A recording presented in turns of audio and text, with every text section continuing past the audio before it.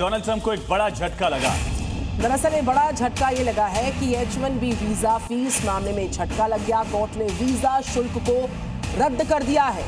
दरअसल Donald Trump की तरफ से फैसला लिया गया था $1 लाख का वीजा शुल्क लेने का H-1B वीजा के लिए। इसको अवैध करार देते हुए रोक लगा दी है। इजरायली प्रधानमंत्री बेंजामिन नेतन्याहू ने बड़ा बयान दिया। ईरान के साथ लड़ाई रुक गई। नेतन्याहू ने इस बयान में कहा, अगर ईरान ने हमला किया तो बलपूर्वक जवाब दिया जाएगा। ये भी कहा गया बेंजामिन नेतन्याहू द्वारा। नेतन्याहू ने कहा, इजराइल को आत्मरक्षा का पूरा अधिकार है, हिजबुल्लाह के खिलाफ कार्रवाई जारी रखेंगे।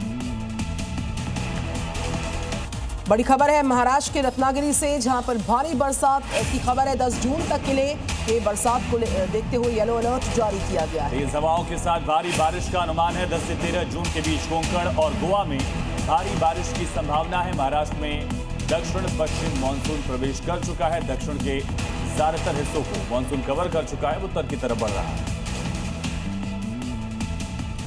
बद्रीनाथ धाम की बात करेंगे। यहाँ पर श्रद्धालुओं की संख्या लगातार बढ़ती जा रही है। दरअसल हर दिन हजारों श्रद्धालु दर्शन के लिए धाम पहुंच रहे हैं। चारधाम यात्रा ने नए रिकॉर्ड बना दिए। कपाट खुलने के मात्र 1.5 महीने के भीतर लगभग 10 लाख श्रद्धालु भगवान बद्री विशाल के दर्शन कर चुके हैं। ये संख्या अब तक के सभी पुराने रिकॉर्ड तोड़ चुकी है।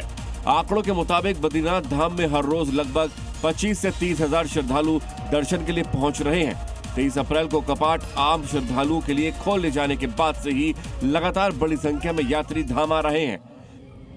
धाम में हजारों श्रद्धालुओं की निरंतर आमद को देखते हुए प्रशासन पूरी तरीके से सतर्क है। भीड़ प्रबंधन और सुचारू दर्शन व्यवस्था सुनिश्चित करने के लिए यात्रा मार्गों से लेकर धाम क्षेत्र तक पुलिस बल और यात्रा प्रबंधन दल तैनात किए गए हैं। श्रद्धालुओं की इस बढ़ती संख्या से स्थानीय व्यापारियों और होटल व्यवसायियों में भी उत्साह है। इससे क्षेत्रीय अर्थव्यवस्था को मजबूती मिली है।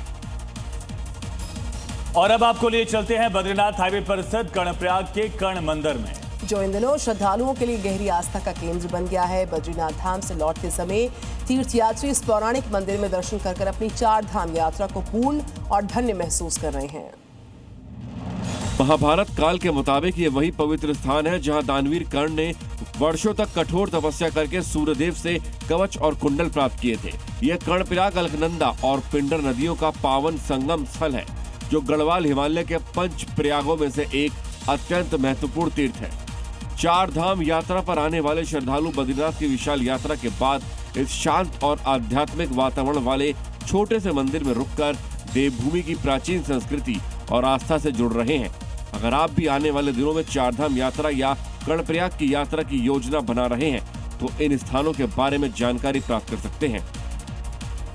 आगे आप देखिए रफ्तार के साथ राजधानी दिल्ली से आई 5 बड़ी खबरें। दिल्ली एक बार फिर भीषण गर्मी की जद में है। 45 डिग्री तक तापमान पहुंच चुका है। पिछले हफ्ते बारिश तूफान से तापमान में गिरावट आई थी, लेकिन एक बार फिर से तापमान ने तेवर दिखाना शुरू कर दिया।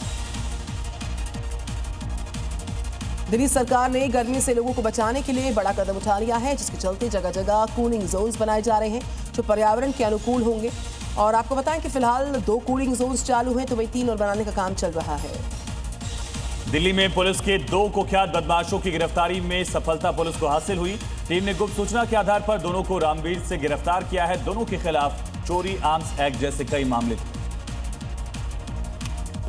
दिल्ली के खजूरी खास मेट्रो स्टेशन के पास जंगलों में एक युवक का शव मिलने से सनसनी मची है। मृतक की पहचान अजरुद्दीन के रूप में हुई है। आशंका है किसी ने धारदार हथियार से हत्या कर शव को ठिकाने लगा दिया।